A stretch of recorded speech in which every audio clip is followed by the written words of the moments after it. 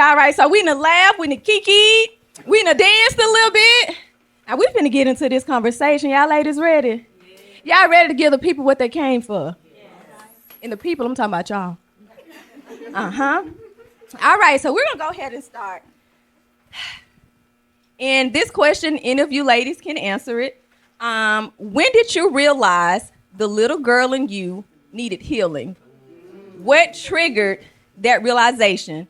Was it motherhood, a relationship, or a breaking point?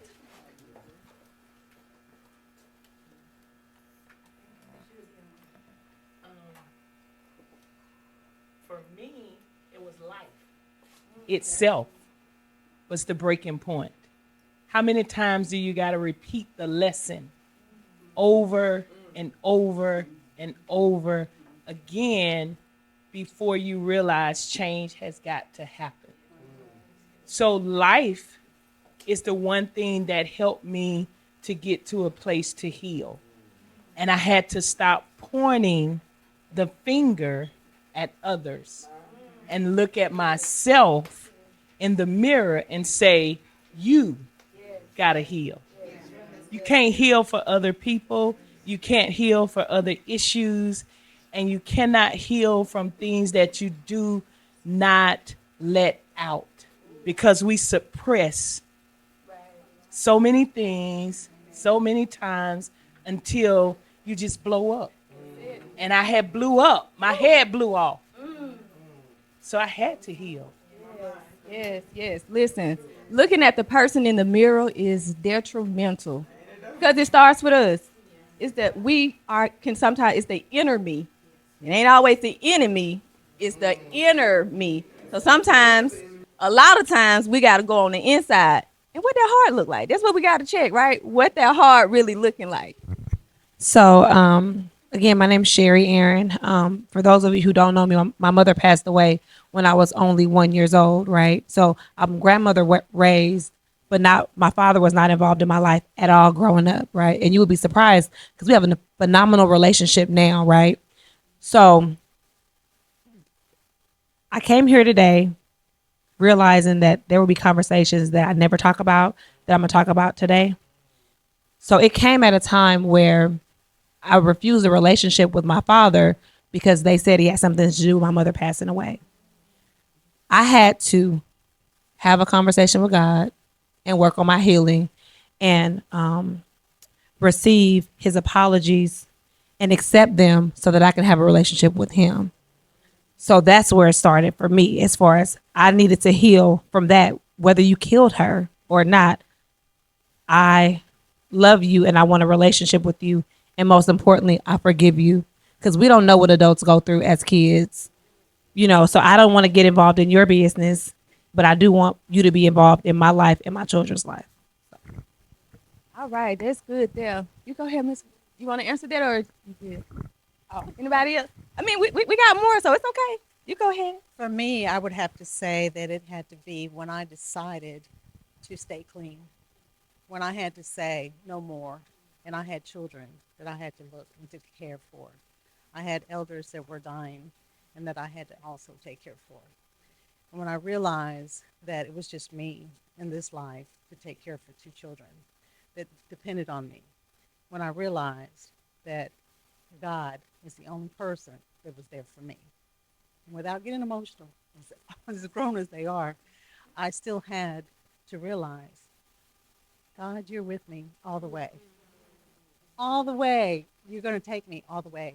And that was the time that I realized, okay, we got this. We can do this. Yes. Mm-hmm.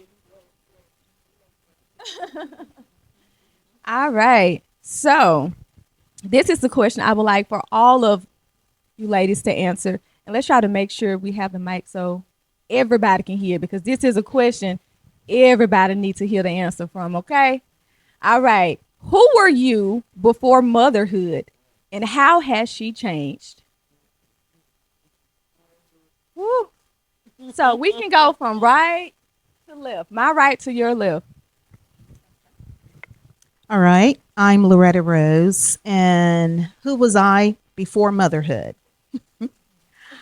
um, I was very, I would say, a little self centered because I was an only child. And therefore, kind of like I was very fortunate as I grew up with parents that provided for me when I needed. So I was accustomed to that. And I married my best friend who spoiled me. And so I knew when I became a mother that was going to change. I was wise enough because I had a mother that told me and taught me that when you become a parent, it's no longer that life that you're living. And she told me, and not only did she tell me that, but she showed me your whole life changes when you become a mother. And so when I became a mother, I knew then that my life didn't just revolves around Loretta or just me and my husband, but it was my children that were the one that I was carrying, the seed that I was carrying, and the others that was coming after her. It would be we as a unit. So when I became a parent, and my husband and I, we always prayed and were intentional about parenthood. And we knew that our family was going to be a top priority. So that's the difference with Loretta then and Loretta as motherhood. And motherhood was a gift for me because it taught me what I didn't know of myself. But I was open to God for me to be the best mother, the best parent that I could be, because I know, and we'll probably talk about that a little later, my mother did the best that she could do with what she had. Yes, yes, yes. Very nice. Okay, so who was Sherry before motherhood? So, Sherry was wild. Baby, Sherry was outside, okay? Sherry was traveling, and Sherry was trying to figure herself out because Sherry didn't have no guidance. Sherry's grandmother was on drugs real bad. So nobody could tell Sherry what to do because Sherry didn't have a mama, and you was not my mama, and you was not going to tell me what to do. So by the grace of God, Sherry joined the military, and Sherry got some structure about herself and in her life. But Sherry thought she would never have children because something happened to Sherry as a young person, and the doctor said you won't be able to have no kids. So when Sherry got pregnant, and Sherry didn't know she can get pregnant, I said, do you want this baby or no? And he said he don't know. And I said, well, I might disappear because I'm going to keep this baby because it's a blessing from God. So you know what? Sherry was being Sherry, and my daughter came in my life, and we learned together because I didn't have no guidance, nobody to answer any questions for me because they weren't great parents. My grandmother has a 6th grade education level, and she lost 2 children within 30 days apart, and she didn't know how to parent me. And so before I had my daughter who saved my life, I was just outside, you know. Auntie was outside. You know, every time they called me, Sherry was at another airport. I was outside. But I thank God for the military, and I thank God for my first daughter. And we bump heads all the time because I didn't know what I was doing. You know, so we learned together, and I'm grateful for her. My second baby, she got it real easy because mama got it now. You can't run game on me because I got it now. You know, I write the game now, right? but yeah, that's who I was before I had before motherhood. Yeah. Before motherhood, I was always shy. I'm a twin, and I'm the shy twin, and my sister's the outgoing one. Um, I was always in the corner in the room by myself, just a loner. But when I became a mother, I had to learn to speak up because I didn't. I had to learn to be a voice for my son. Unfortunately, I didn't break the generational curse of teen pregnancy. My grandmother had my mom young. My mom had us young, and I had my son at 18. And but from there, I have learned a lot. I have two kids now. My son just turned 16, and he's ready for the military. And then my daughter is about to be 12, and I stopped at 2. So I'm almost 35, and but um, what was the question again? Who am I not? Okay, but yeah, I was just always shy to myself, and I had to learn to break out of that because I seen my son doing it, and I wanted him to have a voice because this world is changing. And he's so um isolated. He's not like my daughter. My daughter's out there serving the community right now. This is her third weekend, but I don't. I know one day they will have to live in this world without me. And I don't want to ever feel like I felt them in no type of way. So I want him to know you have a voice. Don't let no one run over you. Don't let no you can the sky is the limit. And I tell my kids that all the time because I wasn't told that. We was spoiled because my grandmother raised us. I feel that she was trying to make up. My mom, she spoiled my mom to death.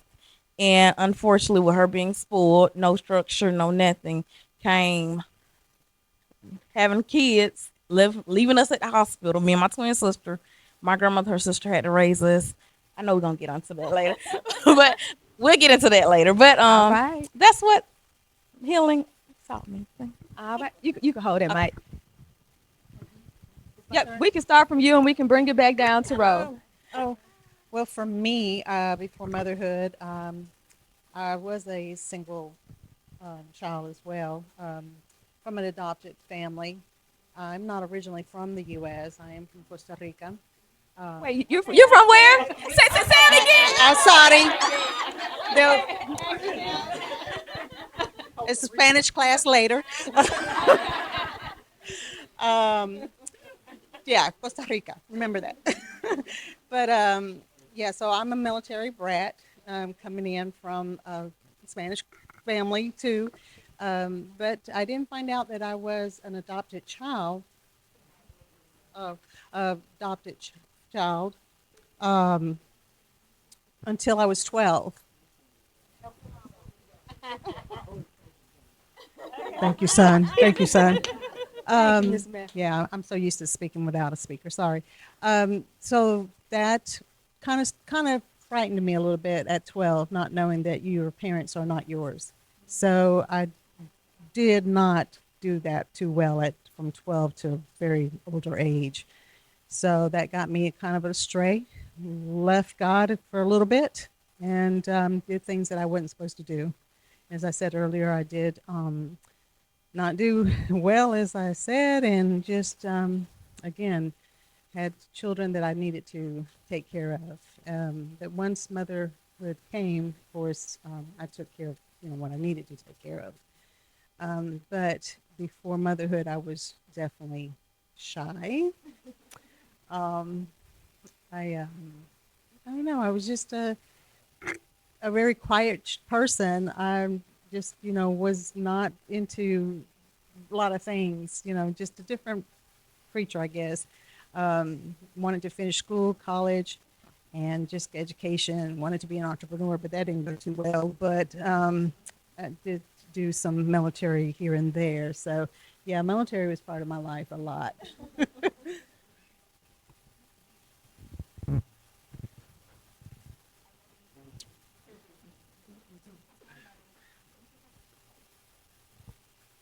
Who was I before motherhood? I was a little girl, curious, disobedient, didn't listen, And who was I after motherhood? That same little girl.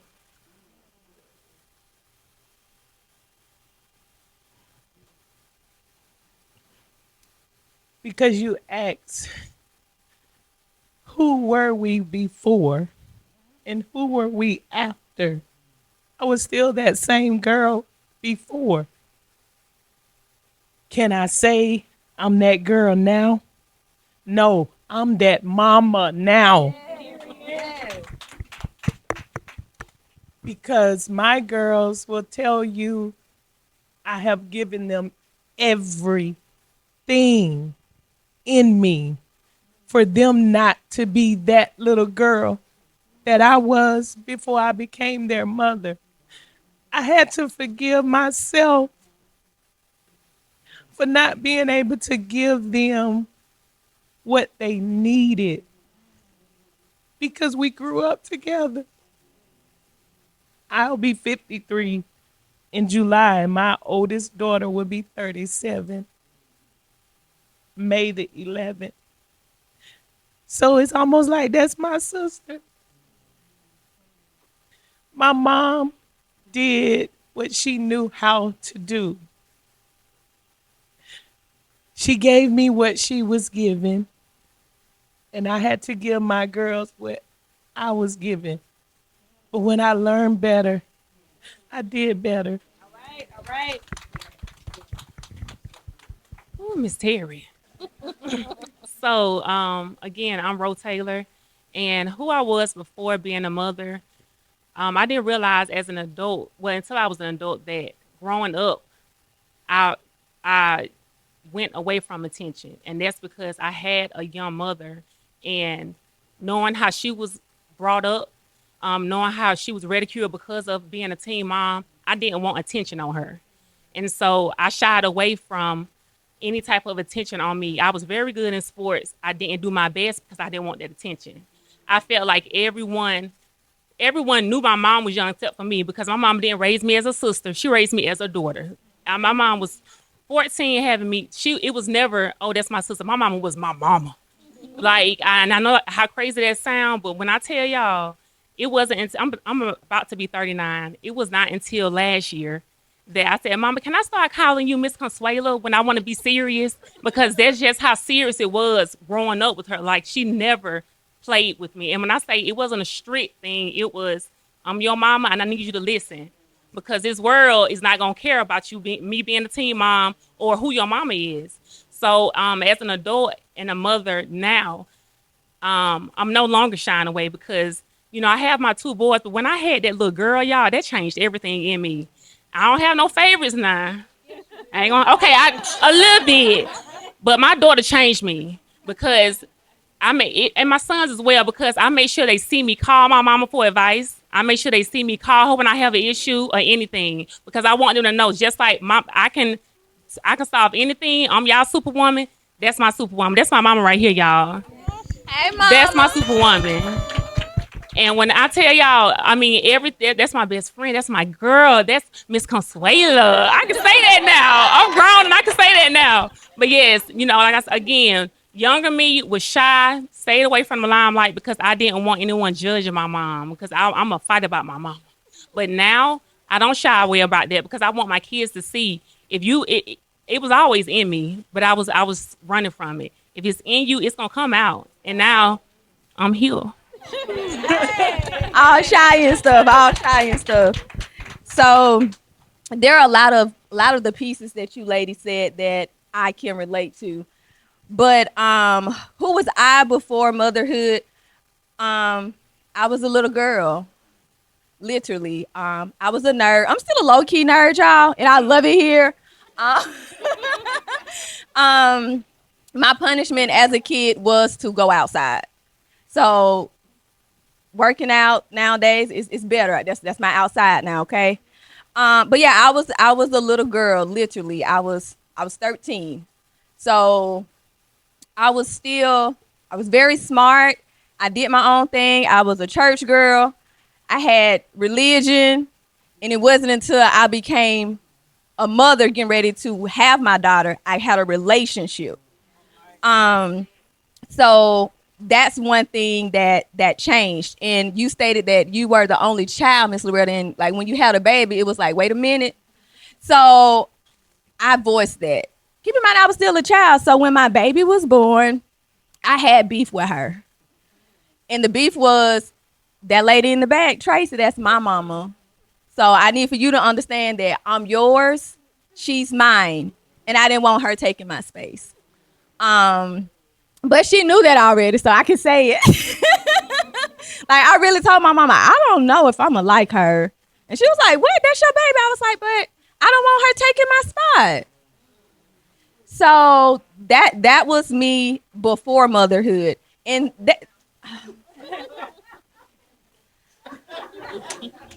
the truth is, what's mine is mine.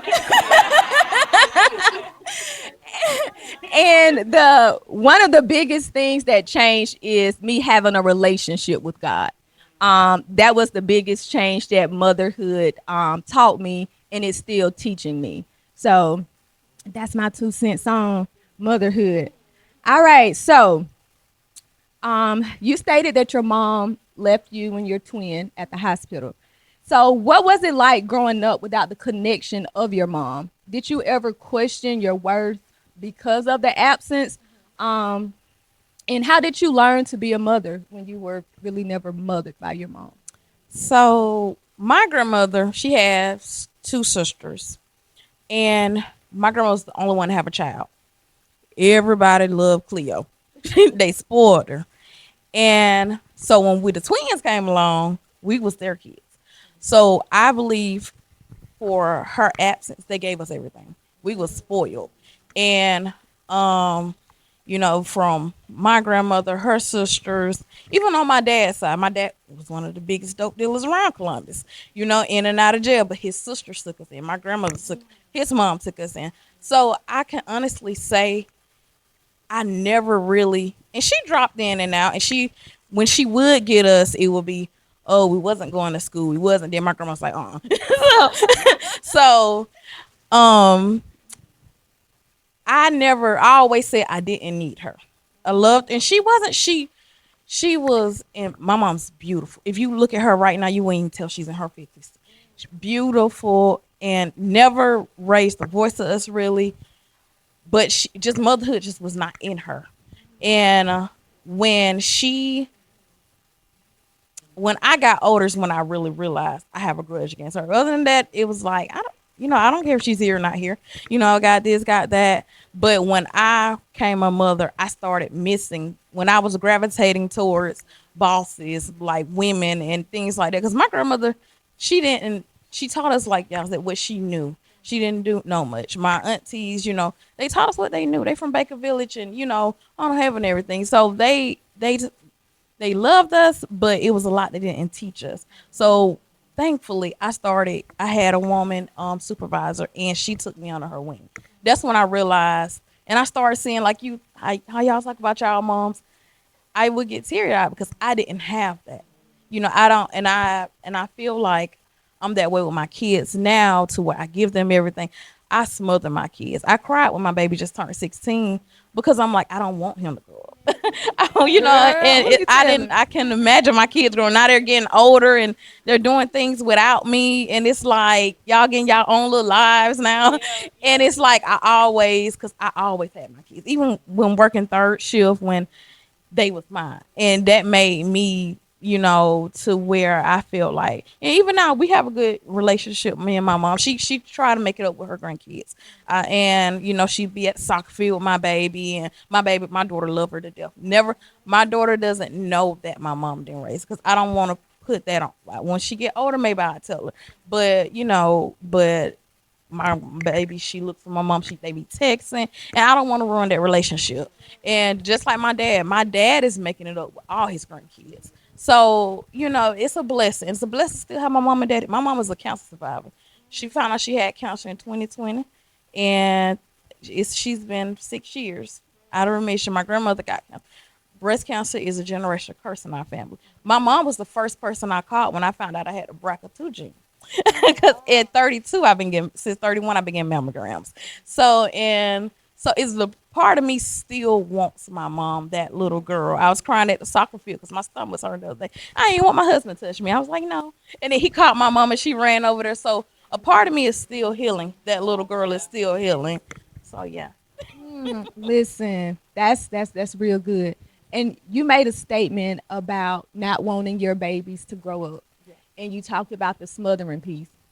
So it's interesting, because again, I was young when I had my baby, so it's like I used to do my calculations. Like, all right, when she's 18, I'm gonna be about 34. Like, life is gonna be like, I'm gonna be doing my thug thizzle, and baby, when senior year came, I cried at every event. Senior night, because she did cheer and dance. So every event I cried. And it was like, my baby is becoming an adult. Like, she's 18. It's like, what am I really gonna do? So I cried when it was time to go to school. Like, I literally just cried. So to me, it was like, when it was time to take her to school, it was like I had to finally take the car seat out of the car and leave her at the school. And I'm thinking, I'm okay. And it wasn't until like December, honestly, where my T-mom, and she told me, she was like, you lonely. Like, I have a husband. Like, we at home together, we're chilling. But it's like, dang, I am, because all of my life I've been mama. You know what I'm saying? It's like, I could go and lay in her bed. I can get on her nerves. Now I can call her. She always answers the phone, so I can't say she don't answer the phone. But in the beginning, when I took her to college, she said, "Okay, so we're gonna set a rule, and we don't have to talk every day." The lump that formed in my throat, I was like, "We don't have to talk every day." Like, girl, I talk to my mama every day, and she was like, "You and Granny got a good relationship. It's great, but I think, like, I need a little space." And I was just like, okay, cool. So twice a week? Can we text every day? So she broke it first, and that let me know, like, my baby really do. Like, we really there. So, but as parents, one of the things I like to tell my parents, begin to find who you are. Don't lose ourselves in motherhood, in parenthood, because what usually happens when this time comes, we are literally scrambling, trying to figure out, what do I do? How do I maneuver without being mom? And we're still moms, but it's just in a different capacity. So I understand. So start living your life, girl. Be outside a little bit. I do. Yeah, we are. I am the chair of the Economic Empowerment of Urban League, NAACP. So if y'all ever see our events, come on out. I wanted to say something. Before parenthood, I was a flight attendant. So it was hard to kind of move away from that lifestyle as well, traveling. So before I had my firstborn, I was a flight attendant. And to remind you all, before I had children, my husband and I always said we were going to be the parents that we always desired to be. And so I heard someone saying about, how do you forgive your parents if they didn't parent you like you feel like you should have been parent? Well, to help to understand a little bit about my story, my mother was a teen parent. She got pregnant at 14, had me at 15. So I grew up in a single parent home for a period of time. And my mother got remarried when I was 10 years old. So that's when I was able to live in a 2-parent home. But before then, it was just me and my mom. And I saw my mother struggle. I think kind of like what Ro was saying, I saw her struggle. And I wanted to protect her. And then at the same time, I wanted to be the best version that she felt like she could have been. And so she missed out on a lot. That's why I said that when I became a parent, I didn't want to have to go through that. I grew up in Riverview, public housing, right up the street. My mother and we didn't have transportation. We walked or we called the city bus.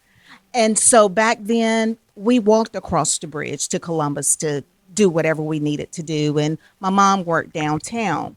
And so I saw her struggle. But my mother, keep in mind, she was 15. She didn't want to let the street life go. So she loved the streets, but she put me in good hands, grandmama. And I had a praying grandmother that poured into me as a child, which helped me to look at life a different way and from a different lens. I shared a message 2 weeks ago at a church as for Women's Day, and the message the Lord gave me was the power of hearing and obeying. And I never forget my grandmother, even though my mother didn't want to give up the street life, because she opened and closed the club 7 days a week and still didn't miss a day of work and took care of me. Yes, she did. She did that. Yes. But mama wasn't present. She wasn't present. And so I had to forgive mama because she did the best that she knew how. But then she put me in good hands. And then God covered me.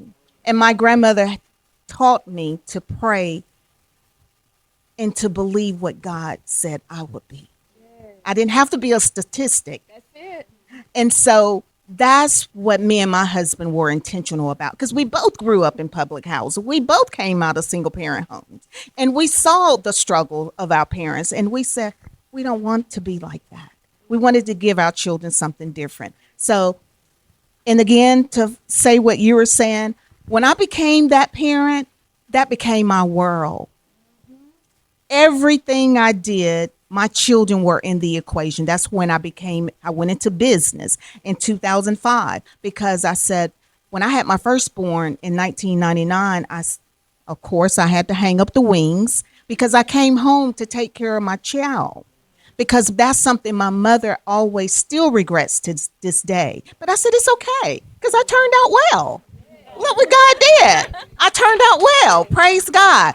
But I didn't want to continue to live in my past. So I say all that to say for those that may be here that don't have children, haven't started a family, or just started a family, want to have children, have a plan for your family. Be intentional about your marriage and your children because it works. Yes. Yes, ma'am. I'll go.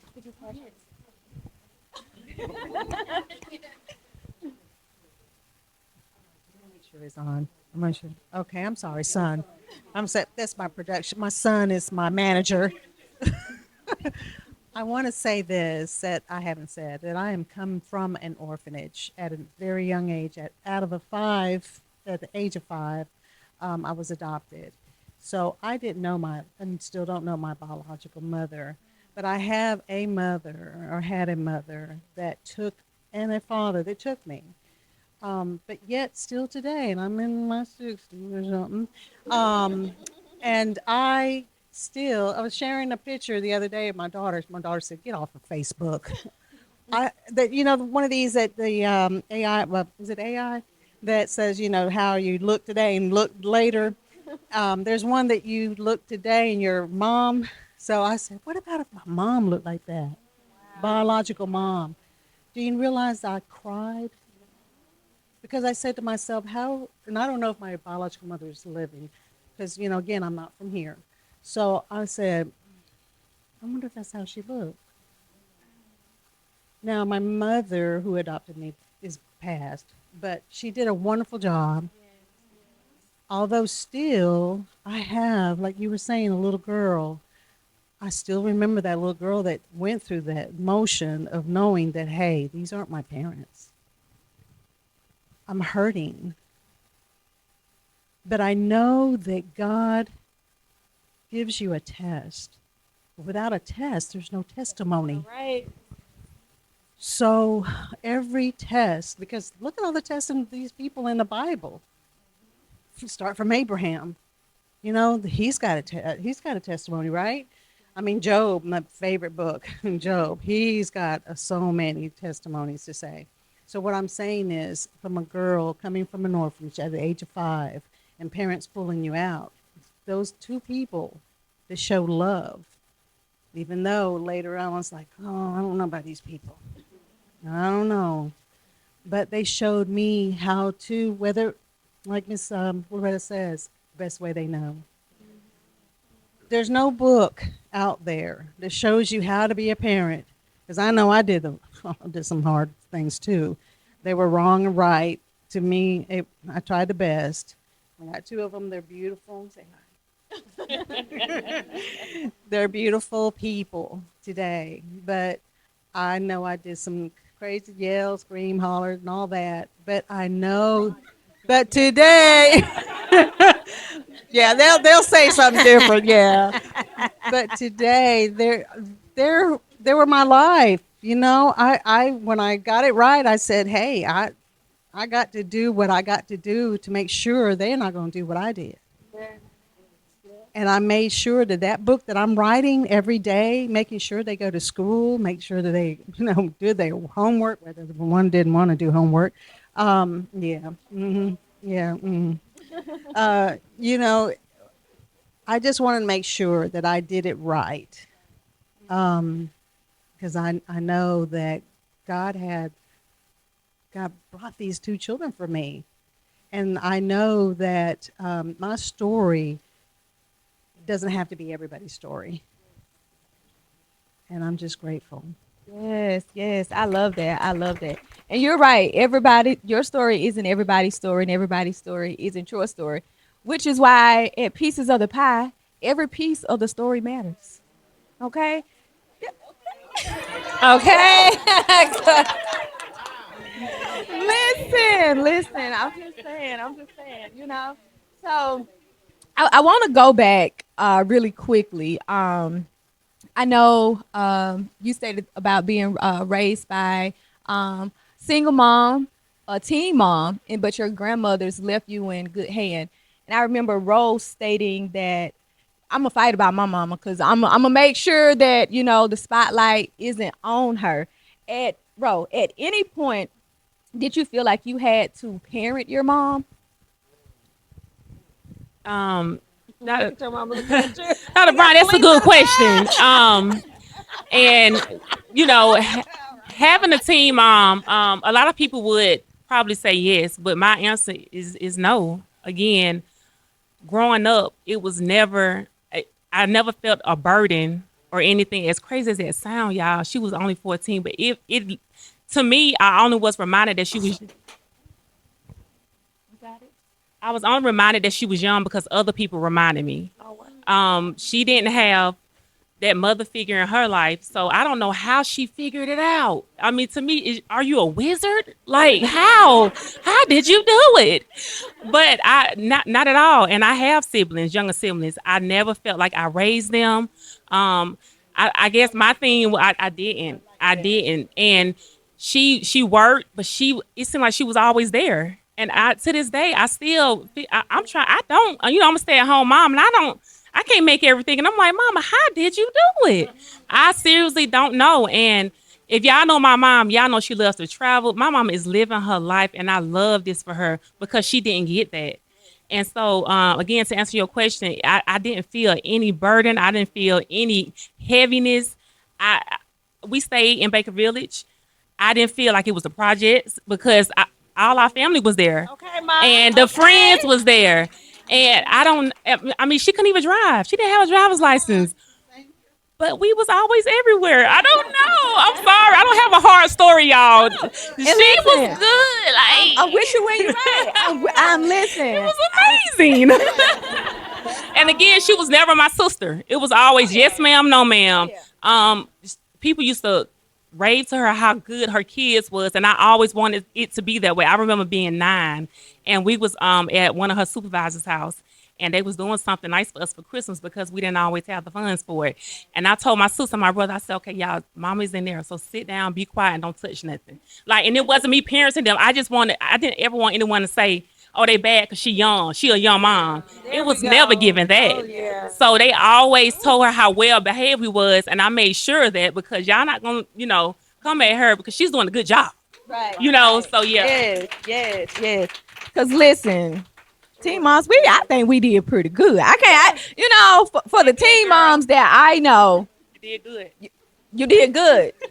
You did real good. You did real good.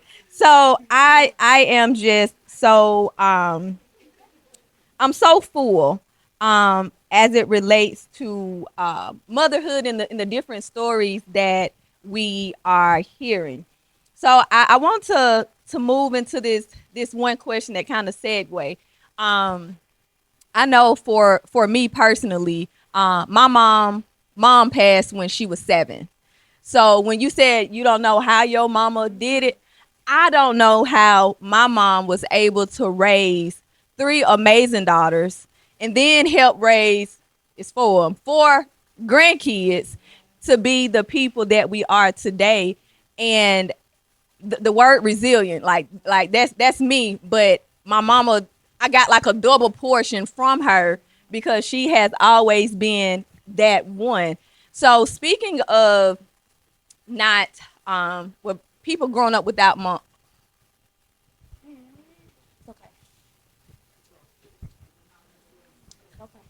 I consider myself a strong woman. I never had that. Never had that. I try to be that to my kids. That right there. That right there. Y'all don't. That right there. That's it. That- Yes. That's And I ain't listen. It is what it is. God. And I'm gonna say this before we get into the next question. I was my family went to church growing up, so I kind of grew up in the church. But I was angry with God. I didn't have no good relationship with Him. I was mad. Like you took my mama.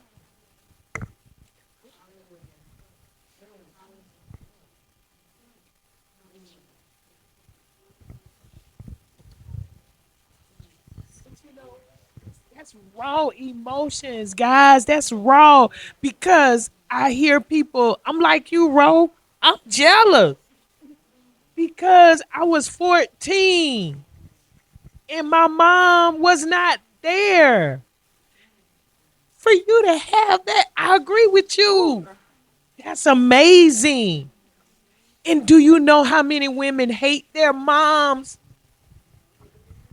All because they didn't know how to give it to us. I applaud you so many times. Always. I don't care when the sun go up, come down. I love you for telling people that's my superwoman. Absolutely. Yeah. Regardless of the age, Yeah. that is so true. And um myself along with who Terry that I know on this panel, that you too, that was a teen mom, that carrying that is a lot. It's heavy. It's extremely heavy.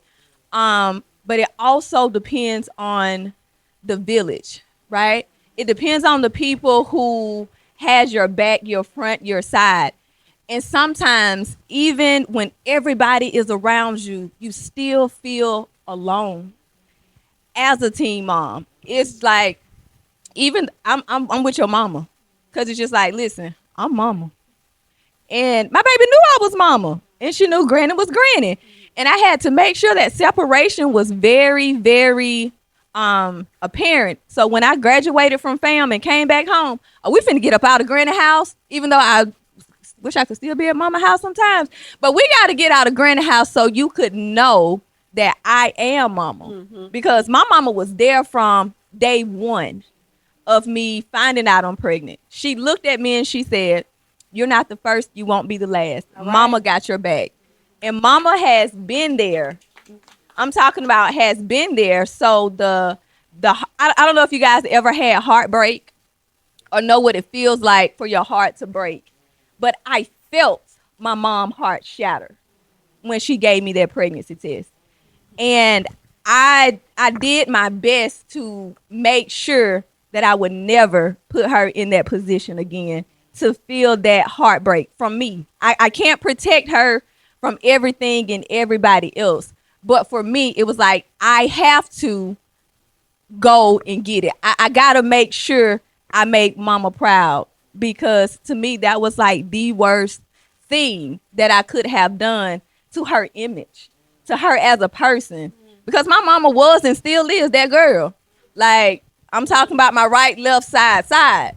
And being able to have a daughter who sees me for who I am and know that mama just a phone call away. And if mama don't answer, I know granny.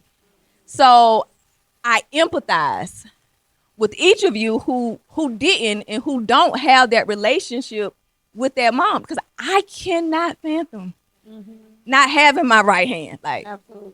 Tracy Pam, listen, Period. I flip a table. All right. Okay, you Can I finish my thought Sure, real quick? Go ahead. I got overly emotional, but I want to just to talk about a few things. So, growing up, I was raised by my grandmother, and again, she was on drugs. So it was almost like everybody was trying to help out just a little bit.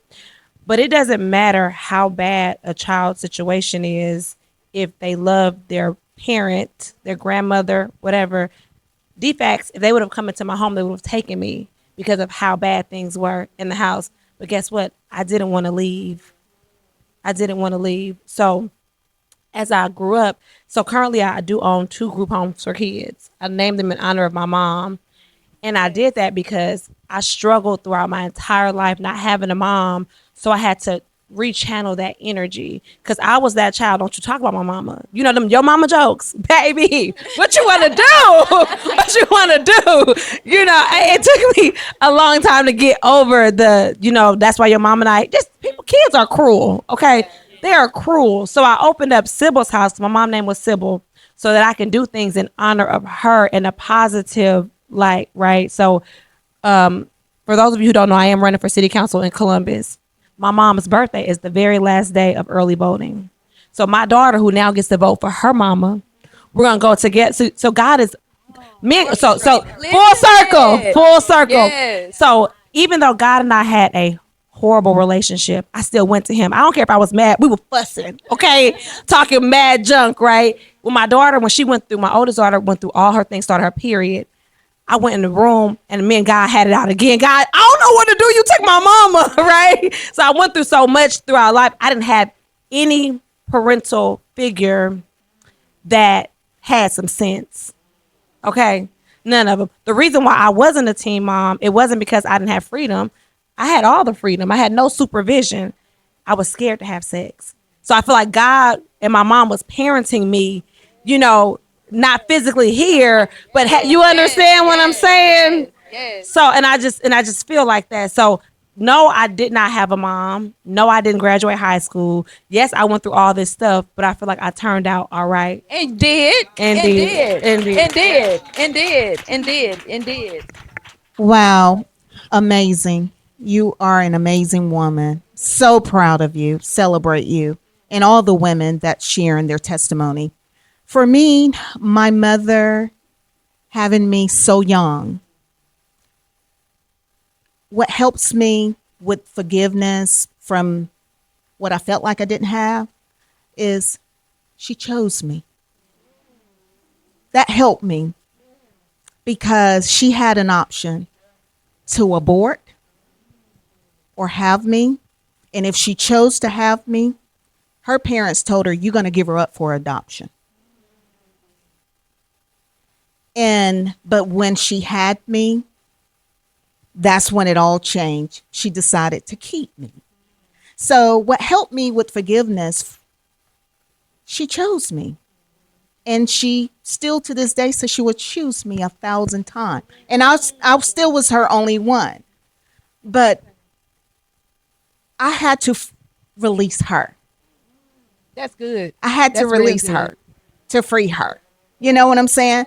And it freed me. Yes. It freed me. Yes. So I wanted to share that. Yes. Because there is freedom in release. There is. There is so much freedom in releasing. And I'm talking about releasing that person, releasing that thing, releasing yourself from the things that you used to do and you feel like I can't be because of who I used to be. On today, I don't even know what time it is. May 2nd, 2026, I am giving you permission to release everything that you feel is holding you from being the best version of yourself. All right. Release. And it's up to you to receive it. If you leave here today and you still holding on to whatever is holding you, know it's because you chose not to release. Because all things is beneficial, but are they permissible? But are they beneficial? So you got permission to release it. It's beneficial for you to release it, but are you going to release it? That's up between you and the good Lord. All right. So we heard about teen parents, and we talked about being a mother. We talked about marriage. I want to get into blending families. Now, child, listen. Blended families is beautiful once it's blended. And it does not happen overnight. It cannot just go on top of the stove. That thing got to go in the crock pot. It got to simmer. It got to mix around a little bit. Then you got to wait overnight for the seasoning. It'll be good by that Sunday. Leftovers. Okay? And that's not everybody's case. But that is majority of the case because it is also so complex. You got this person, this person. You got this child, and y'all are trying to mix everything and everybody together to be one. So for those of us on this panel who has had to blend families, what was the hardest part to navigate emotionally? I'll answer first. Everybody looking around. Everybody looking around. So after I went through my divorce and I started dating, again, my daughters, because I didn't have a mom to raise me, the way I parent my children is I allow them to ask me why. So if I give them a directive or if I ask them to do something, the question why to me is not disrespectful because I want the opportunity to explain to you why I'm saying what I'm saying. Well, everybody's not like that.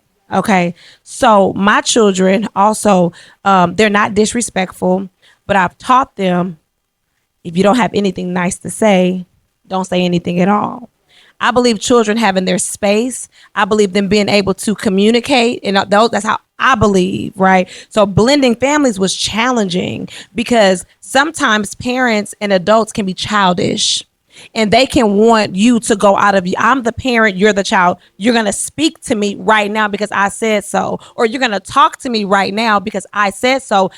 But if I speak to you, allow me space because maybe I have emotions too as a child, right? I may not want to speak right now. So to me, before you bring people, and I learned this, unfortunately, the hard way initially, but I learned before I bring someone into my space, we have to have an understanding about my children.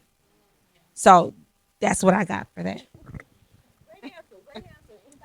Well, for me, I've been married for 3 years. My son is 16. My daughter's about to be 12. My husband has custody of his daughter. She will be 13 this month. Love her to death, and she loves me, but I can't replace her mom. I won't speak much on it, but my husband has full custody. She loves her mom. Her mom come get her whenever she can. But it's hard because I know she loves me. She tells me all the time. But I'm not her mom, and she wants her mom. She sees we treat all the kids the same, but we have an understanding with all of them. Each one of your cases is different. My daughter dad is outstanding. Will come to the house with all the kids, bring kids things. Him and my husband will talk. My son dad, him and his wife drop my son off and keep going. But with my daughter, you are being raised in a house with another woman that's not your mom. And I feel like I tell my husband, I feel her emotions because sometimes, as my therapist tell me, my bonus baby is looking at me as something she want her mom to be. And I know it hurts her. And and I know she lashes out sometimes and she love her mom can call and it will make her day. And I see the little girl in me, I see it in her. And I told my husband, because that's daddy's girl, that's his only child. But he feels some type of way with certain things. But I'm like, but that's her mom. As sometimes when we grow up, the parent that's in right there, you take things out on them, but you don't know. Let her grow up and see things for herself. But it's working. it's but Crock pot, baby, crock pot. and yeah, it's work. And then and that's the same thing with my son. Like my son, him and my husband go at it sometimes, and but my son loves he's the same way. You can't tell my son nothing about his dad. My daughter's the only one and I feel with her, looking at all our situations, her dad was the only one that had a stable household. My son dad did not. I did not, So my husband, his family, so his parent, I believe that really make a difference when your parents are involved or you are raised differently, because you can tell from my daughter dad when he comes over, when just everybody else just so angry. Why? Why y'all mad at us? We ain't do nothing. But with and I think it's projection. It's okay, y'all over there, family, this and that, and we're trying to build up. But it's working. We love the kids, and all our kids are big. They do understand, but it's a lot of emotions that we working with three personalities, three different parents. So, but it's coming together. It definitely, and it's gonna continue to come together, because even though you can't see the big picture because you're so close up to it, like when the moment you step back, and I'm glad you're able to see the little girl in her that's hurting. A lot of young people don't have that. You get what I'm saying? So it's like, I don't understand her attitude. I don't understand what she's going through. She's lashing out, and we're going to have to fix that. Or you're going to go where you came from. That's a lot of people's attitude. So the fact that you don't have that, that's exactly what that baby needed. And that's exactly what your husband needed, so that family can continue to blend. Even though it's in crock pot season, it's okay, because that food gonna be real tender. It's gonna be real tender when it's time for it to be served. So it's a process, and trust the process, because the day is going to come when you can step back and look and cross your legs and be like, God did that. God, because listen, you can't do it. Yeah. Blended families. Wow. I came through it as a child, and then I married into it. So keep in mind, the reason why I said I was intentional about, I didn't want to go the route my mother went. When my husband and I started dating, we grew up together. I was 15 and he was 18. He was a teen parent. He was a parent at 18. Of course, I was like, oh no, that ain't gonna work. But again, I had a praying grandmother that say, pray that God will help you to see him the way God see him, and not by what your natural eyes see. So best thing ever happened. But to become a blended family, it requires a lot of communications, intentionality, and you have to realize it's not about the mom or the dad, but it's about these children that we're raising.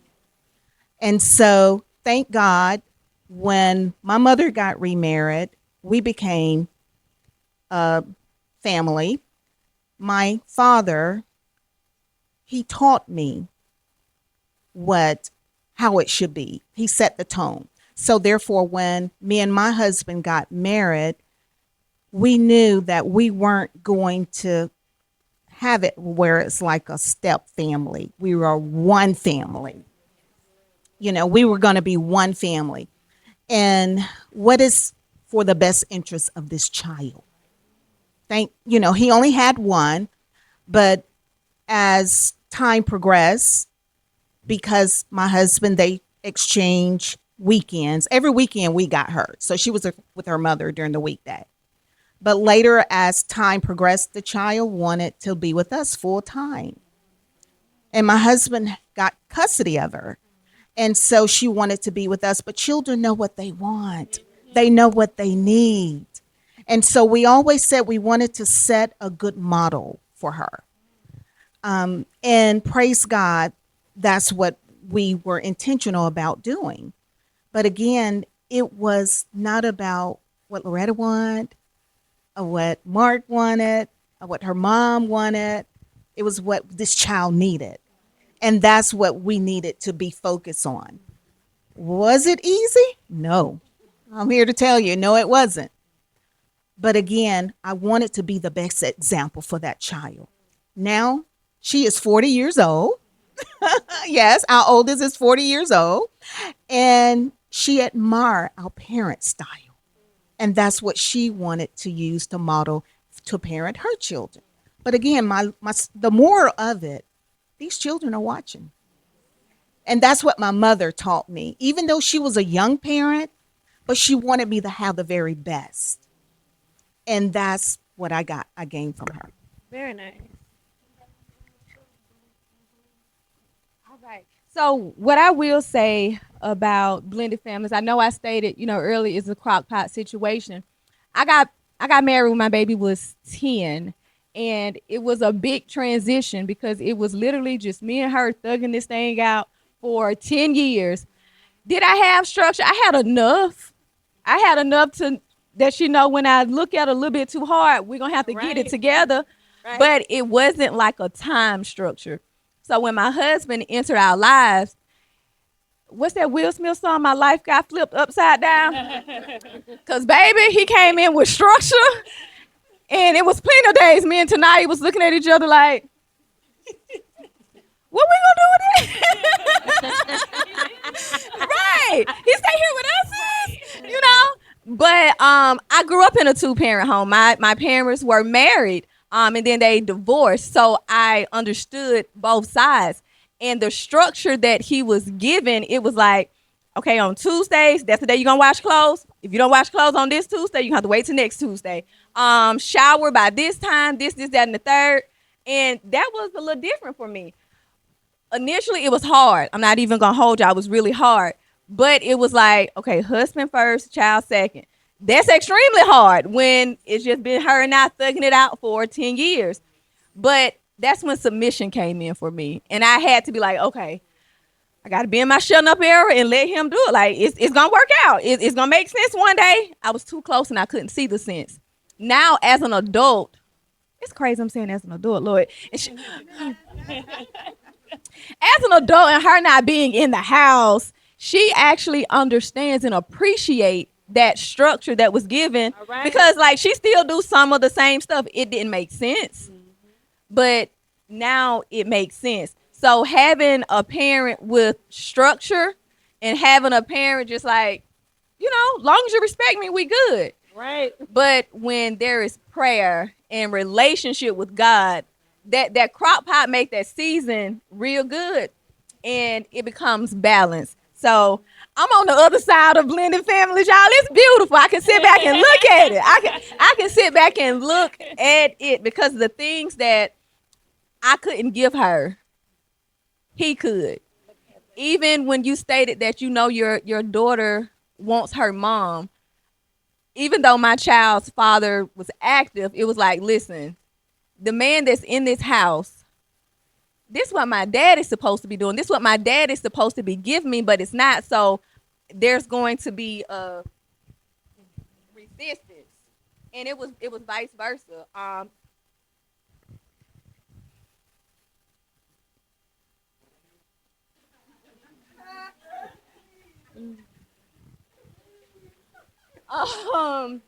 with the both of them, with our son not being in the house, her wanting her dad, him wanting his son, it was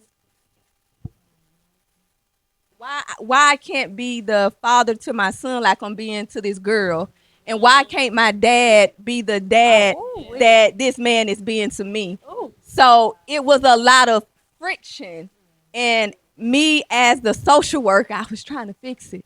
Yeah. And I caused more chaos than good. In the moment, it took my T-mommy, we was at this event, and it took her to have this conversation, to say these words, for me to literally take my hands off. And when my hands came off and I literally gave it to God, like left it there, not gave it to him and picked it back up, that's when I could smell it. I could see it. I could feel that this relationship is what I thought it was. I'm a TV girl, so I thought it was going to be like TV. Like, we was going to be hunky. Nope. That was not it. But I am grateful. I am so grateful that I had and I have that type of dynamic.